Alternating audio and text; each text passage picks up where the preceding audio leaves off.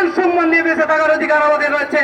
তাই সংবিধানের প্রতি সুনজর দিয়ে আমাদের পরিবার পরিজনের কথা চিন্তা ভাবনা করে আমাদের এই শিক্ষকদের আপনি এমপিও দেওয়ার ব্যবস্থা করুন। আর বিগত সরকারের সময় যেভাবে নীতিমালা করা হয়েছিল, সেই নীতিমালার কারণে আমাদের মতো এই ডিগ্রি কলেজগুলো বাদ করেছে, আরো অন্যান্য প্রতিষ্ঠান বাদ করেছে। যেমন একজন মানুষকে হাত পা বেঁধে যদি সাঁতার দিতে বলা হয়, ঠিক সেই রকম আমাদের যদি কঠোর কঠিনতম নীতিমালা করে আমাদেরকে এমপিওর জন্য আবেদন করতে বলা হয়। প্রিয় বন্ধুরা আমার, এই বৈষম্যের, এই প্রতিহিংসার অবসান ঘটাতে হবে, আমাদের বাঁচার পথ করে দিতে হবে। তাই বর্তমান সরকারের কাছে আহ্বান জানাচ্ছি, আপনার মানবিক গত 17 বছর একটা অমানবিক সরকার, একটা জুলুমবাজ সরকার বাংলাদেশের মানুষের বুকের উপর চেপে বসেছিল। বাংলাদেশের মানুষ জীবন দিয়ে তাদেরকে প্রতিহত করেছে, তাদের দেশ থেকে বিতাড়িত করেছে। তাই আজকে আপনাদের কাছে আহ্বান জানাই, এই পবিত্র রমজান মাসে আমরা রোজা থেকে আজকে দুর্বল হয়ে পড়েছি, আজকে শিক্ষকেরা অসুস্থ হয়ে যাচ্ছে। আর বেশি অপেক্ষা করেন না, আপনি আজকে দিনের মধ্যে আমাদের সকল স্বীকৃতিপ্রাপ্ত শিক্ষা প্রতিষ্ঠানকে এমপিও দেওয়ার ঘোষণা দিয়ে আমাদেরকে বাড়ি ফিরে যাওয়ার ব্যবস্থা করেন। এই বলে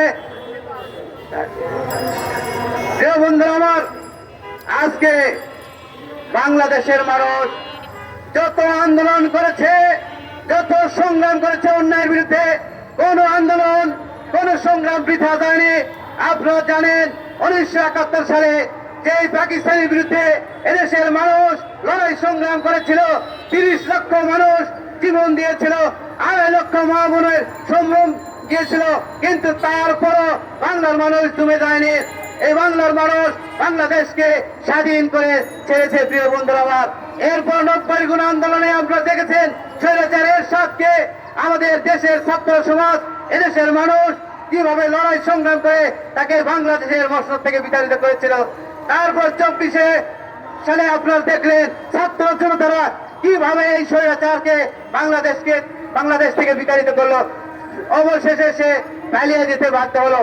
এত বড় স্বৈরাচার, এত ক্ষমতাশালী, এত দাম্ভিক, এত অত্যাচারী শেখ হাসিনা, তার সামনে কোনো কেউ দাঁড়াতে পারত না।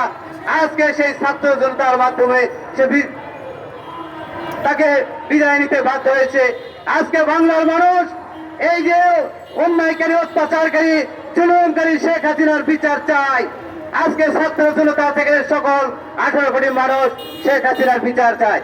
প্রিয় বন্ধু আমার, বাংলার মাটিতে এই অত্যাচারীর বিচার হবে।